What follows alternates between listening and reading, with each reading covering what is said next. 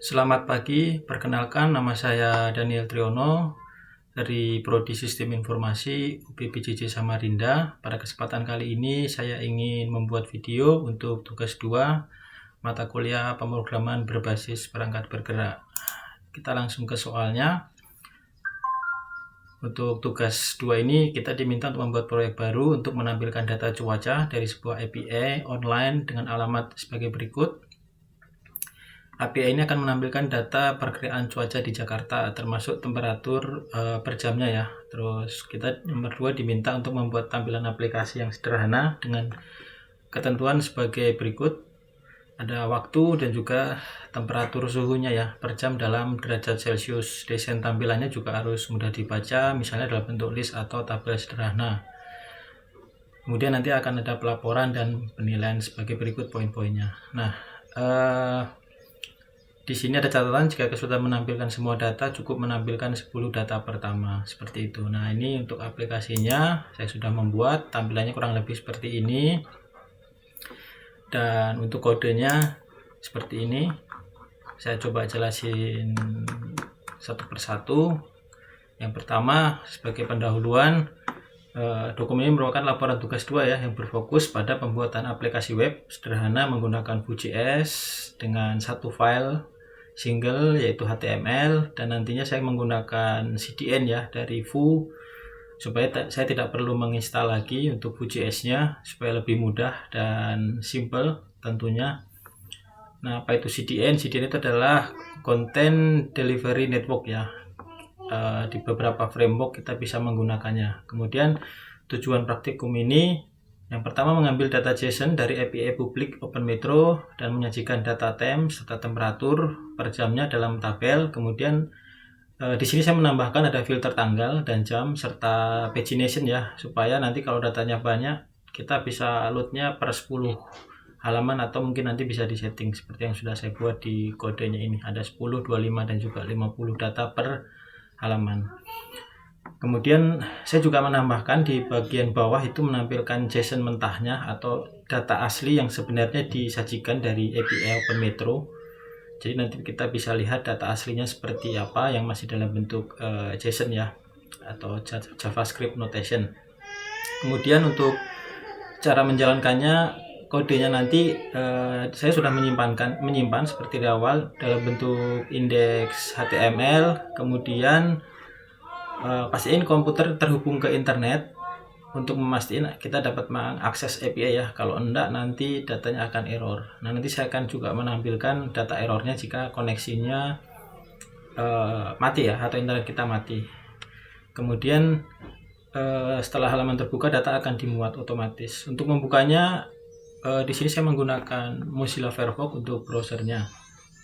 Kemudian untuk desain dan arsitekturnya di sini halaman Vue ini diinisialisasi dengan left cycle on mount memanggil fetch data. Nah, fetch data itu yang melakukan fetch ke endpoint ya, atau mengambil. Fetch itu mengambil data dari API dengan parameter yang sudah ditentukan, yang nanti akan datanya berupa JSON dan saya ubah menjadi array objek, yaitu temp dan temperatur untuk ditampilkan di tabel ya, seperti itu. Kemudian ada tambahan juga tadi saya sebutkan filter tanggal dan juga jam ditampilkan ke dalam filter row ya.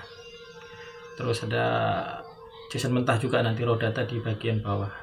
Kemudian implementasinya, endpoint yang digunakan itu pastinya adalah API OpenMetro itu sendiri. Kemudian strukturnya itu JSON-nya itu nanti ada latitude, longitude dan juga hourly atau temp dan temperatur yang didapat data dari API tadi ya. Kemudian untuk state-nya di sini saya menggunakan loading untuk saat dia akan mengambil data atau proses pengambilan data, dan juga error jika dia terjadi error. Misalnya tadi seperti internetnya mati atau webnya OpenMetro-nya sedang bermasalah ya, seperti itu kurang lebih. Kemudian pengambilan atau transfer datanya menggunakan fetch data. Di sini ada kodenya. Sebentar, nah ini ada fetch data, ada loading, value-nya true, artinya lakukan pengambilan datanya true ya, berarti lakukan gitu. Terus ada errornya, tampilkan jika ada error. Kemudian row value ini adalah nilai yang berbentuk row dari API tersebut. Kemudian raw datanya kita masih set defaultnya 0 ya. Kemudian current page 1 ini untuk kebutuhan nanti, yang tadi pagination untuk menampilkan halaman setiap kali reload ya, seperti itu. Juga ada variabel, saya membuat variabel res untuk menangkap atau memuat ya data-data itu, lebih tepatnya bukan memuat tapi menangkap atau menyimpan data fetch API. Kemudian jika pesannya error dari fetch-nya tersebut, nanti dia akan menampilkan error dengan pesan gagal muat data. Respon statusnya itu apa, nanti kita lihat dari API tersebut ya. Nah, ini const data ini berarti datanya nanti disimpan di variabel data. Kemudian tunggu responnya yang berupa JSON, kemudian data tersebut dirubah menjadi nilai raw. Dan di sini ada variabel juga waktu dan juga temperatur yang formatnya yaitu tanggal dan juga jam, dan juga ada temperatur per jamnya yang kita ambil. Nah, ini variabel raw value-nya akan kita tampilkan. Nah, ini ada catch and finally, jika percobaan try dicoba ini error, maka tampilkan errornya apa. Jika berhasil, lakukan fetch ya, atau tampilkan datanya. Kemudian final ini jika tidak ada error dan data sudah ditampilkan, berarti loadingnya hentikan. Makanya di sini harus di set false ya untuk loading value-nya, supaya dia tidak terus-menerus menarik data ya, sehingga nanti aplikasi jadi seperti berat seperti itu. Kemudian ada filter juga di sini, ada filter tanggal yang nanti akan digunakan untuk filter pengambilan data sesuai tanggal. Ada pagination, total page berarti total halamannya, dengan fungsi-fungsi panjang data. Ini kan ada value length, terus ukuran datanya seperti itu, dan ada start index dan end index ini untuk menandain data tersebut. Misalkan data itu kan ada indeksnya ya kan, dari 0 sampai sekian. Misalnya nanti dari startnya dari 0, n-nya itu datanya berapa, misalkan yang ditarik 200 berarti n-nya nanti 200. Kemudian ini display row ini menampilkan filter row-nya itu ya, nanti akan di slice atau dipotong beberapa berdasarkan start dan end index ini yang sudah di set nanti di pagination. Misalkan di set 10 berarti setiap 10 indeks atau 10 data atau row data nanti dia akan dipecah-pecah seperti itu, supaya memudahkan dalam membaca. Jadi di halaman nanti tidak panjang ke bawah seperti itu. Nah, ini fungsi-fungsinya yang nanti akan terkoneksi juga ini di sini. Nah, ini next page, nanti ada button ini yang berfungsi. Jika diketik berarti fungsinya current page atau halaman yang saat ini nilainya kurang dari totalnya. Nah, nanti berarti itu adalah ditambah lagi current page. Misalkan halaman saat ini 10 gitu, nanti berarti total page-nya 200, nanti ditambah lagi 10 berarti 20 untuk page berikutnya di next page ini. Seperti itu kurang lebih. Terus di sini saya juga membuat untuk mereset ya halamannya. Misalkan kita mau reset atau muat ulang di sini. Nah, ini ada fungsi filter clear filter. Terus di sini saya juga membuat fungsi format theme untuk memformat tampilan data dan theme-nya ya, supaya bisa ditampilkan di webnya seperti itu. Nah, di pagination ini nanti yang akan menampilkan kalau ada error, jadi supaya tampilannya lebih bagus ya, seperti itu. Dan terakhir ini mengembalikan, jadi setelah sekian banyak fungsi ini kembalikan state-nya, yaitu ada yang sudah dibuat tadi, loading, error, row dan row data ya. Kemudian ada pagination dan juga perhitungannya computed ini dari perhitungan untuk pagination dan errornya. Kemudian actionnya apa aja selain fetch data, menampilkan data, ada action untuk next page, previous page atau halaman sebelumnya ke halaman yang pertama ke terakhir. Ini nanti yang 4 ini fungsinya ini berhubungan dengan button semua ini, yang sorry 1 2 3 4 5 ini ada di sini nih. Gula clear filternya juga ada di sini nih, clear filter berhubungan sama button semua. Ini untuk menandai kalau tombolnya diklik dia akan memanggil fungsi-fungsi ini. Kalau diklik yang button next page ini akan memanggil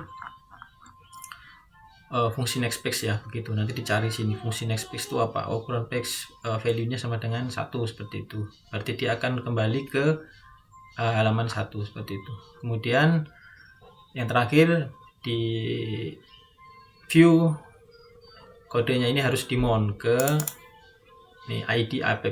Berarti kita harus mount semua data yang sudah dilakukan di kode scriptnya ini untuk ditampilkan di sini di app ini. Nah seperti itu. Nah nih ID app. Jadi kalau tidak di mount nanti datanya tidak akan tampil seperti itu. Untuk penjelasan kodenya seperti itu. Nah ini CSS-nya ya untuk tampilannya, supaya tampilannya mudah dilihat dan tentunya lebih enak ya dilihat seperti itu. Nah untuk aplikasinya seperti ini. Ini secara default tanggalnya masih tanggal hari ini ya, tanggal 8 November. Misalkan kita mau ngambil di tanggal 6 juga bisa. Nanti misalnya tanggal 6 datanya ada enggak gitu. Kalau enggak ada berarti kosong gitu. Kalau ada nih contoh tanggal 9, tanggal 10. Nah kenapa di tanggal 9 10 ada tetapi di tanggal 7, tanggal 6, tanggal 4 5 enggak ada. Namanya perakiraan cuaca, berarti perkiraan cuaca ke depan bukan ke belakang. Kalau ke belakang berarti sudah terjadi ya. Makanya di sini datanya tidak tampil. Bukan error tapi tidak tampil atau datanya kosong. Berbeda dengan error. Kalau error itu ada masalah saat pengambilan data di API-nya. Kalau kosong seperti tadi atau nol berarti pemanggilannya berhasil tetapi data dari meteonya kosong. Kenapa? Karena tadi ini perakiraan cuaca seperti itu. Jamnya juga bisa disetting, ingin jam berapa, misalnya jam 00.00. Nah ini langsung ambil di tanggal 8 jam sekian. Nah, bersihkan filter, dia akan kembali seperti ini. Ini total page-nya menampilkan 168 baris. Nah ini tadi fungsi button untuk next, data-datanya. Nah ini barisnya kita setting, kita mau load per berapa. Kalau di soal tadi kan disarankan per 10 supaya mudah menampilkan. Di sini saya membuat pagination-nya per 10, 25 dan juga 50 dari total baris sekian. Kemudian ini yang tadi saya sampaikan, ini data JSON yang diambil dari OpenMeteo ya. Sebenarnya datanya seperti ini, bukan seperti yang sudah dalam bentuk tabel ini, tapi sebenarnya data aslinya seperti ini, data JSON-nya kurang lebih seperti ini.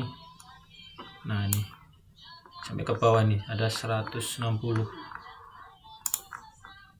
datanya. Di sini data JSON-nya ada time, atau di sini formatnya tanggal ya, tanggal dan waktu, time dan juga temperaturnya. Keduanya berupa array. Jadi JSON ini bisa di dalamnya bermacam-macam data, bisa data array atau data integer, string. Jadi dia macam-macam datanya. Nah, kebetulan di sini data yang ditangkap dari API itu saya bungkus dalam array, dan nanti arraynya itu yang akan di loop di sini di tabel ini seperti itu. Nah ini websitenya apa ya, OpenMeteo.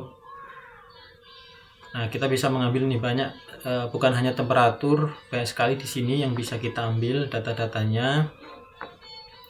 Nah ini yang saya ceritakan, datanya sama ini, JSON-nya ini sama dengan ini URL-nya ini sama dengan yang di API kita mana tadi. Nah ini kita sudah mengambil data ini. Nah data aslinya seperti ini kurang lebih. Nah saya tadi sudah menampilkan juga di bawah ini seperti ini. Nah ini datanya JSON-nya.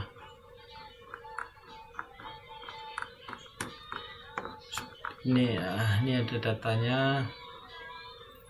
Kalau di refresh, nah dia akan berubah. Ini data JSON-nya. Kalau raw datanya seperti ini. Ini data raw. Kalau tadi data JSON, ini data row-nya ya, seperti itu. Kalau ini headernya seperti itu. Nah, kita coba misalnya di aplikasi itu, saya coba matiin wifi saya, kita lihat apa yang terjadi. Nah, ini kan error, sedang mengambil data cuaca dari Open Metro. Nah, ini dia akan terus meminta nih loading, terus memuat ulang sampai nanti datanya bisa diambil ya dan dimuat di aplikasi ini, kurang lebih seperti itu. Nah, ini kenapa error ya, tadi saya bilang ada dua kemungkinan. Ada tiga kemungkinan. Yang pertama karena internet mati, yang kedua karena websitenya Open Meteo-nya sendiri mungkin sedang down atau problem. Nah, yang ketiga ini berkaitan lebih ke kode kita. Kalau cara pengambilan kode kita salah atau IPA-nya salah, yang linknya ini, nah ini linknya ini salah, URL-nya salah, kemungkinan dia akan error seperti tadi. Nah, ini seperti ini. Nah, ini kalau ini saya sudah nyalain kembali wifi-nya. Coba kita muat ulang ya,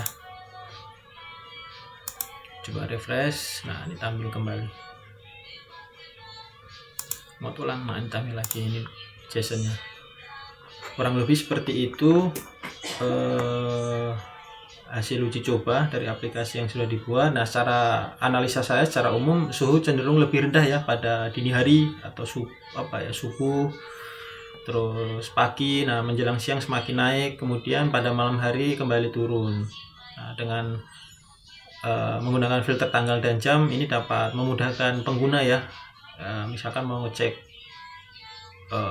perubahan suhu dari per jamnya atau per tanggalnya, seperti itu, atau date to date-nya. Nah, kendala dan solusinya seperti tadi, seperti tidak ada internet, atau misalnya webnya API-nya bermasalah dan sebagainya,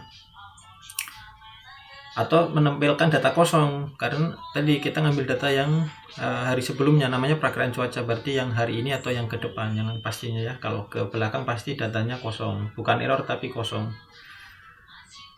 Kurang lebih seperti itu. Terus terakhir, parameter yang digunakan di sini, saya seperti di soal mengambil parameter dari web API-nya itu, yaitu latitude, longitude, terus untuk koordinatnya ya, terus mengambil jam dan juga temperaturnya, seperti itu.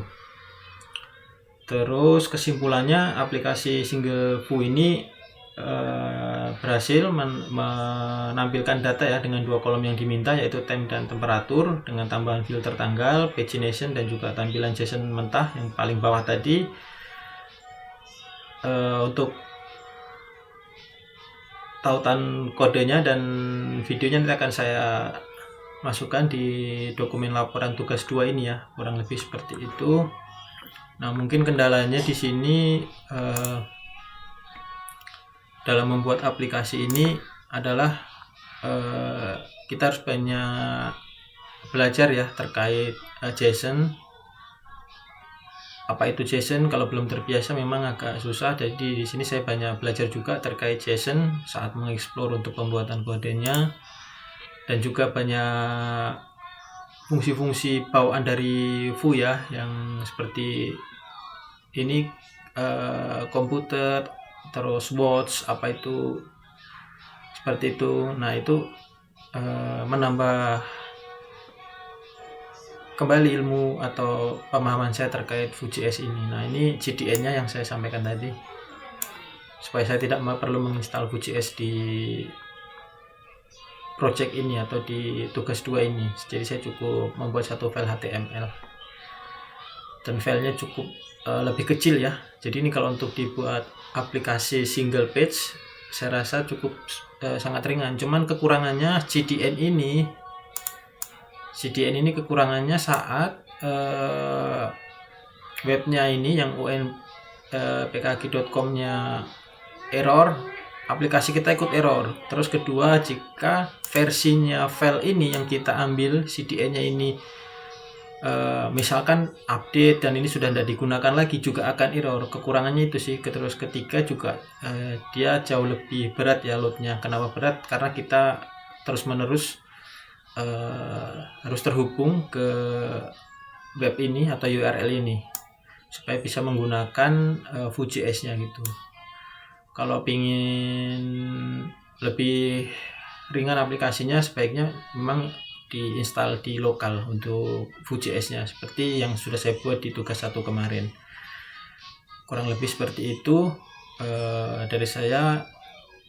Mudah-mudahan apa yang saya buat dan jelaskan dalam video di tugas 2 ini dapat mewakili soal yang sudah diberikan oleh Bapak dosen, yaitu Bapak Bahtiar Imran ya.